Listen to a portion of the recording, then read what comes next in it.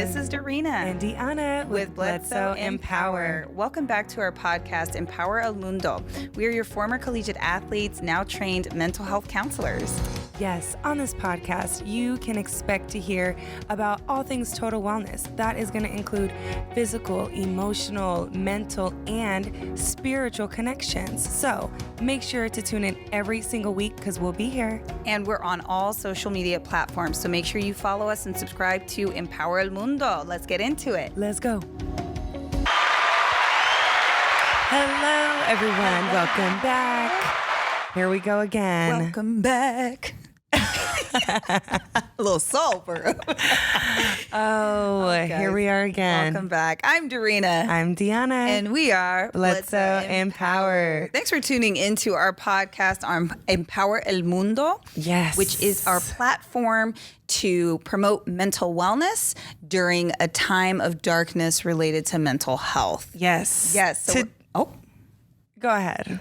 Please. You got it. You got it, buddy. I was going to say, we've got a topic in store for today. I think we may say this every week, but also we mean it every week. So today we're going to be talking about something that is very important right now.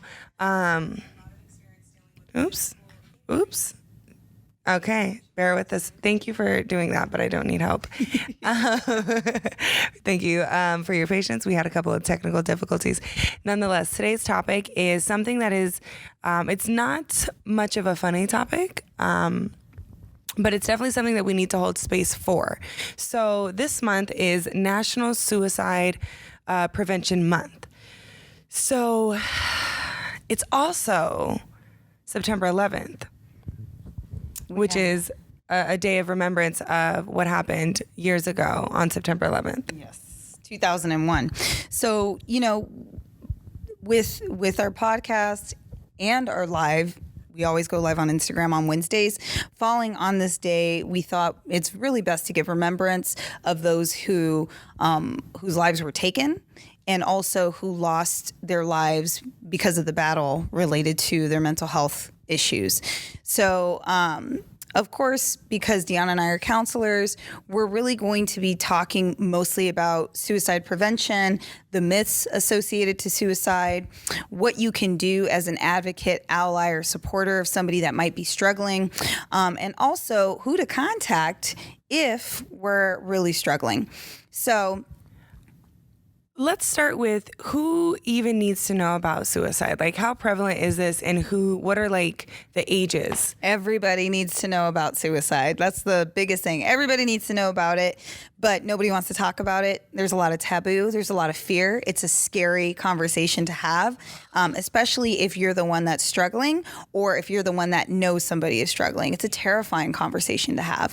And so research shows that a lot of young adults really struggle with suicidal ideations or thoughts. And this is typically because of that identity crisis. It can also, and also a lot of severe mental health conditions tend to arise. Psychiatric issues tend to arise around young adulthood. And that's when we kind of see a lot of battles and difficulties being able to manage what's happening with these types of symptoms. And so on the National Suicide Prevention Lifeline and website, you can find a lot of information about ways to support somebody.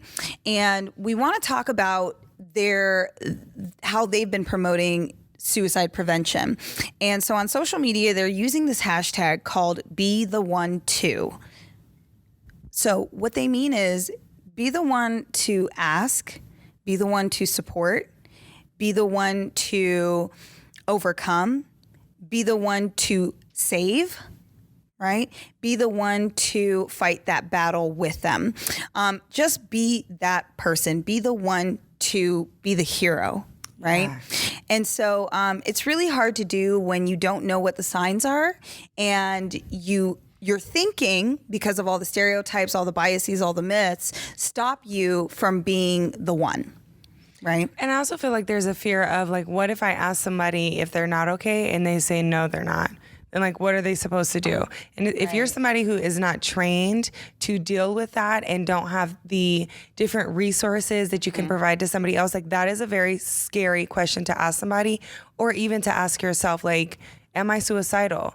Like, am I at risk of harming myself or maybe even harming somebody else? And to be frank, if you ask somebody what's going on and they tell you they're not okay and they tell you that they're suicidal, you are no longer the best person to get them out of that crisis. The best person or team, that's going to be your professionals. Those are going to be your crisis interventionists. Those are going to be your first responders. You've done enough by being able to get that person to say that they need help and that something is wrong, and to have them get to that place where they're willing to talk about it. It takes a lot of bravery to do that.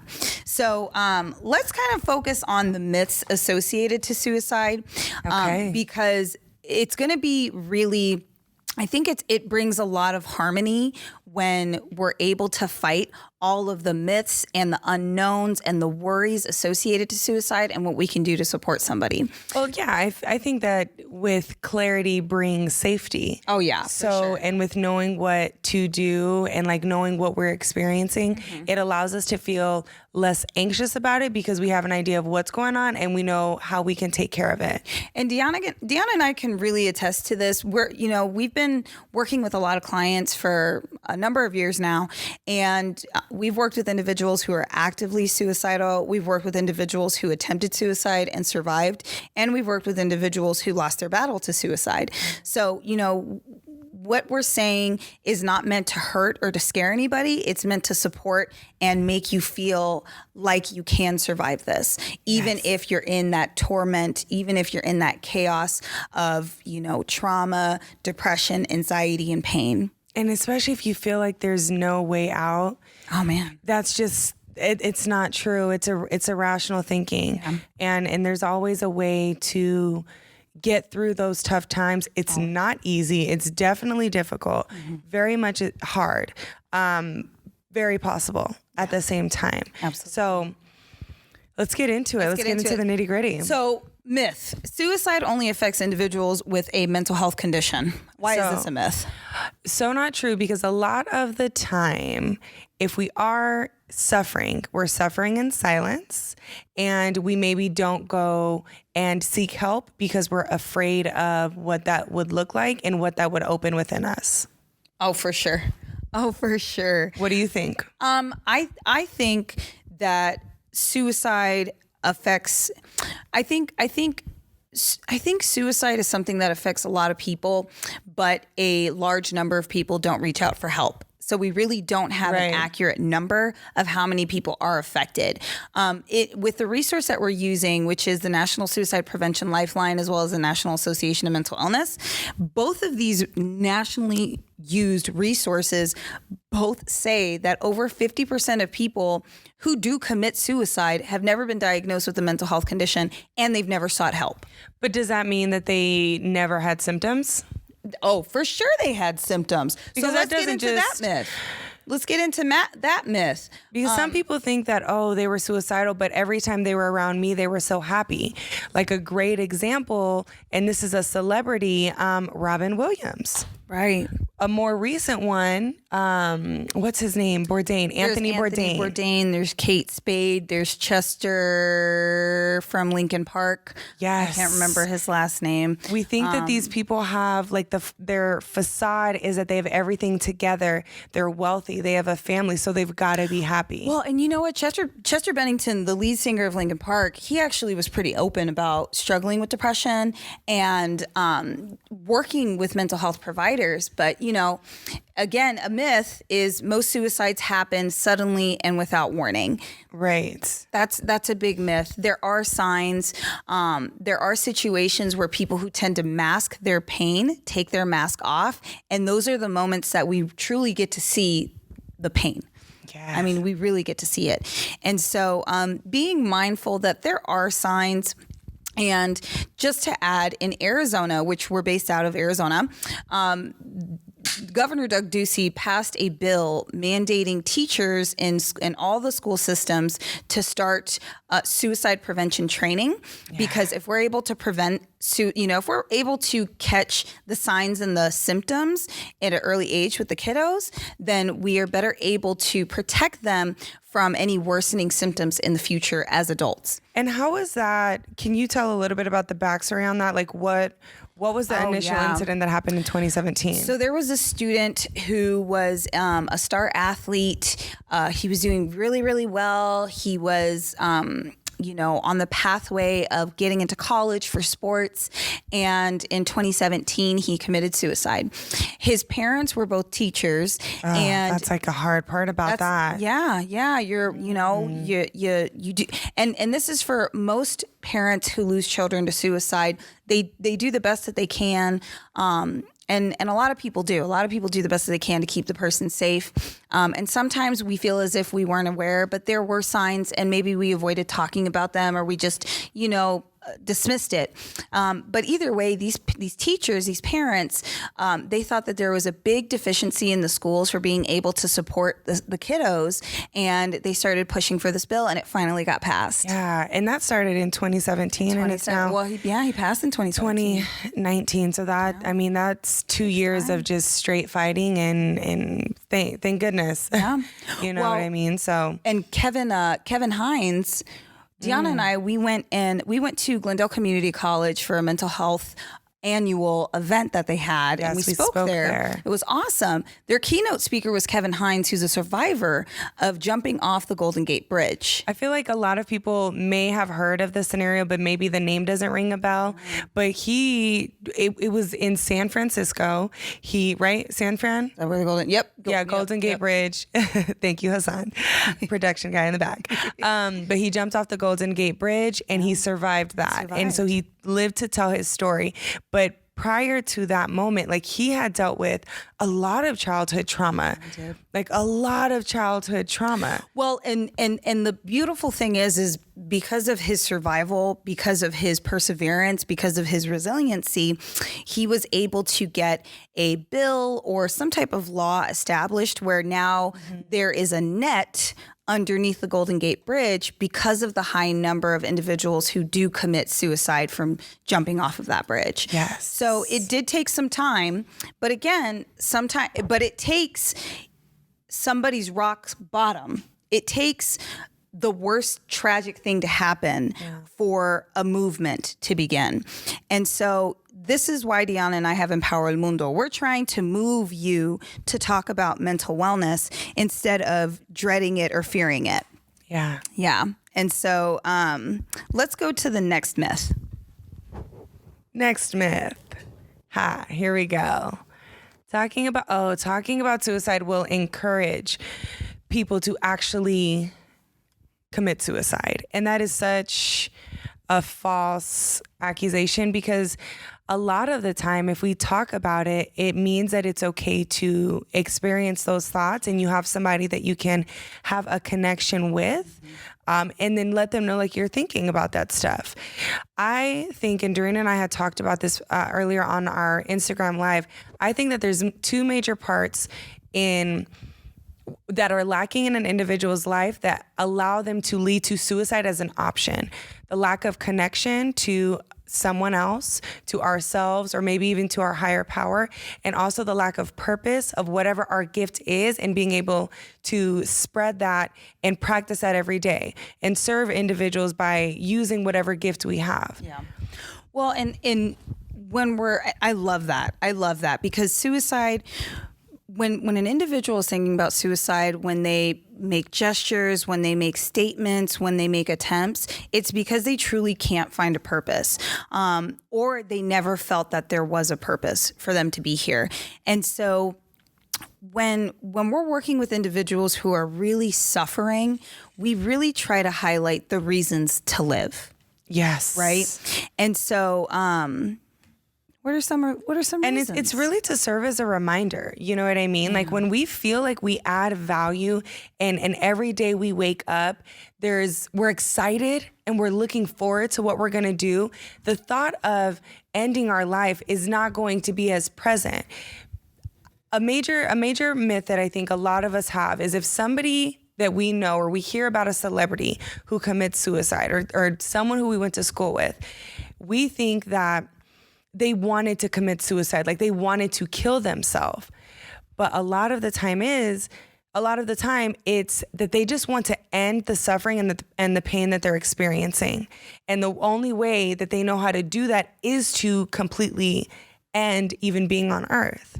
And let's talk about the pain and the suffering, because I think a lot of times when we hear somebody committed suicide, it goes to they must have been crazy. They must have had some type of illness or condition. And the reality of it is that people, financial stress is a reason, right? Relationship issues, a breakup, these are reasons that are enough, right? A death in the family. Right? These are reasons that make sense, right? We've lost our purpose. Not recently, but I worked with a mother in the past, and she had a miscarriage, and she felt she no longer had a purpose. Right? Because her purpose, in her mind, if I can't create life, then why should I keep my life? And it's also like very much a stigma for women. Yeah. Like, oh, if you're on earth because you're here to procreate, amongst many things, like we're nurturers, we're lovers, we're literally amazing. But if you're not here, if you're not here and you can't procreate, if you are here and you cannot procreate, what is your purpose? Yeah. You're supposed to be a mother. Societal pressures, social media, body image issues, peer pressure, drugs, these are all things that contribute to trauma. These contribute to somebody really convincing themselves that it's better, life and everybody else are better off if I'm not here. Yes. And so, the quicker we can get that thought process out of our head, the quicker we're going to get to safety. Yeah. And that's exactly what you can do. So before we talk about advocates and allies and the resources available, let's ask some questions. Okay. So some common questions, and see, these are some questions that we received from our lovely listeners on our Instagram at Empower El Mundo. Yeah. How do I know if someone is suicidal? What does it look like? So it's going to look different for kids versus adults. So I'm going to focus on adults. Adults, you tend to, for those that actually do seek out counseling services, what I've noticed is they might be struggling with depression. They might be using substances more often so that they can numb themselves from the pain that they're experiencing. Sometimes there's risky behaviors going on. So that can be like sexually related behaviors. It can be gambling, right? Giving away all of their possessions because they feel like they don't need them anymore and kind of wanting to move on. Right. And so, self-harm behaviors are also associated with adults as well as kiddos. We start noticing more self-harm behaviors. And that includes things like cutting, scratching, burning yourself, right? And what I've noticed in terms of gender, women tend to give away more things. Okay, they kind of move on, whereas men they tend to become a little bit more aggressive and impulsive. So I kind of look out for those types of things. Yeah, that's with adults. Some things that I've noticed with working with kids, I've worked with adults and young adults. I do have more experience working with children and adolescents and young teens. And I think that the biggest thing that we can do is to listen, because anyone who is experiencing depression or they're having those suicidal thoughts, they will tell you, and they'll tell you in the things that they say and in the way that they behave. So if we're around a child and they're talking a little bit more about like, I just want to die. Like, I'm so stupid. Everything would just be so much easier if I wasn't here. Those are signs, because if those are the thoughts that we're having, then we're going to think of a way that we can get that accomplished without realizing, because children, they only see what's in front of them. They don't have the concept of consequences. Right. If we're hearing children say things like that, like, we have to react immediately, and we have to spending time on those topics. Right. So that is a major thing. Talking about being a burden to others. If we're sleeping too much or sleeping too little, that's going to be signs of extreme anxiety and depression. Right. Which is very much going to tie into the type of thoughts that we have and how those thoughts are irrational and distorted. Yes. So it's important to note that there are some individuals that struggle with certain types of conditions that unfortunately really worsen suicidal thoughts, and that can be psychosis, right? So hearing, seeing, or feeling things that may not be there. It can also be medical conditions. So traumatic brain injuries or any type of head trauma can bring on mood swings that can become uncontrollable and very difficult to manage. And as for children, if they have intellectual disabilities, that or for adults, if they're seriously mentally ill, that can make it even more challenging for them to stay safe on a consistent basis. And so, when we talk about suicide, we want you guys to recognize that there's a lot of things that we can do to prevent it. However, it's my choice if I want to be here. And as advocates and allies, when somebody is in a situation where they believe that this is the best decision, what we want to do, we don't want to tell them they're wrong.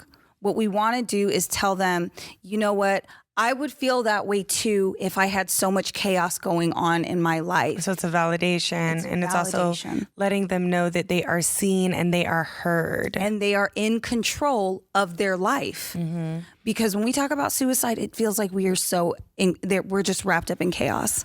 For some reason, we all get to a point to when we're in a state of darkness, we feel like nobody can relate and nobody understands what we're going through. And that is so extremely false, because since we're all humans, we have different experiences that tie us to an emotion or a way that we react to it. But all of those emotions and all of those reactions are things that everyone has experienced. Right. The scenario can just be different. Absolutely. So everyone has experienced feeling hopeless and helpless and like this won't end. Mm-hmm. This pain won't end, and I'm gonna suffer forever. Yeah. But we also it's important that we also have somebody that we can turn to who can hold space for us when we need to just get it all out of our head and just have some of that airtime. Yeah. Build that connection. So, advocates, allies, professionals, parents, teachers, sisters, family, friends, what can I do? Yeah. Be the one to ask. Be the one to keep them safe. Yes. Be the one to be there. Be the one to help them stay connected. Be the one to follow up, and be the one to learn more. These are the things that we can do. Okay? If you're in a position where you want to be the one to save them, understand it takes a team. Understand professionals need to be involved. Whenever suicide or any other safety concerns come about, you want to make sure that you have a professional involved. So always contact the authorities, right? We always want to get police involved, especially if it's a very unsafe environment that we're actively involved in. Yeah. Just a quick story. This actually happened to Doreen and I the other day. We were driving down. Oh my gosh, yeah. We were in downtown Phoenix, and we were driving down Central, and the speed limit was probably like 15, 20 miles per hour. And as we're driving, we noticed that this red car in front of us, like she's at a complete stop, and it's like an SUV. Yeah. But we're like, what is going on? Like, why is she stopping? And then we slow down and we see that there's a guy that's in front of her car, and he's just like yelling at her. And you can tell that he was not well. He was definitely not well, but his clothes, he was just very disheveled, right? You could tell that he had been on the streets for a while, and you could tell that he was not in his in the right mind, grounded and mental space to where like he's functioning, because he's obviously like standing in the road, stopping this woman driving down the street, and he's yelling at her, and she's just standing there. So Doreen and I pull over and we call the police, because if this guy, he's going to get hit by a car. Yeah. right? Like he's super did not unsafe. care. He did not care. He was in traffic. He was yelling. He was walking back and forth in the street. And, you know, Deanna and I, we waited. And we contacted the police. They responded really quickly. Yeah. And it seemed as if their response was pretty compassionate. When we drove, we didn't get involved. When we drove by, we noticed that the police were giving him water, and he sat down on the sidewalk. So it seemed as if he really just needed some medical attention. But, you know, if you are in a situation where somebody is saying, I'm not safe, I don't want to live anymore, I don't want to be here, life would be better if I wasn't here, you need to contact 911, and you need to contact the crisis hotline. And you can also contact the Suicide Prevention Lifeline if you feel like this person just needs to talk to a professional right now, okay? And the National Suicide Prevention Hotline, the number is 1-800-273-TALK, 8255. That number one more time, 1-800-273-TALK, 8255. Logic has his song is that number. So it again, we're just reiterating how trendy mental wellness is becoming, and we want you to be a part of that movement. We want you to empower el mundo, empower the world by talking about mental wellness in a different way. We want to talk about it in a way that's normalizing, that's not stigmatizing, and we really want to bash the fear associated to talking about it. If you talk about it, that doesn't mean it's going to make us feel worse. It's going to make us feel better. It's going to make us feel normal. It's going to make us feel like we're not alone. And make us feel seen. Yeah. And we need to be heard just because we are human beings and we thrive off of connection. We literally need that for us to function in a healthy way. That's right. Emotionally, mentally, and intellectually. Yes. We need those type of interactions. So wrapping up the talk for today, we focused on suicide prevention. Today is today is World Suicide Prevention Day. It is National Suicide Prevention Month, as well as 9/11. This is a day of remembrance for those that we have lost. And so we've covered the myths related to suicide and debunked those, just completely. Get them out. We don't need them. All that negativity, only positive vibes, right? We need the space. Yes. We also talked about what you can do as an advocate and an ally. If you're catching this last part of our segment, definitely go to the National Suicide Prevention Lifeline to learn more about it. You can also go to the National Association of Mental Illness and the National Institute of Mental Health. Okay, a lot of good information there. And as always, you can call us. Yes. So if you haven't yet, make sure to subscribe to our podcast, also to our YouTube. Yes. Subscribe, share, comment, rate, all of that. Let us know what you want to hear. We are going to be available and on here weekly. So it's so important for us to have this platform and create this community. So we want to make sure that we're talking about things that are important to you. Yes. Awesome. You guys are great. Amazing. All that good stuff. And remember, be in power. Live empowered. Ooh. Hey. You gotta. You better be empowered and live empowered. You better.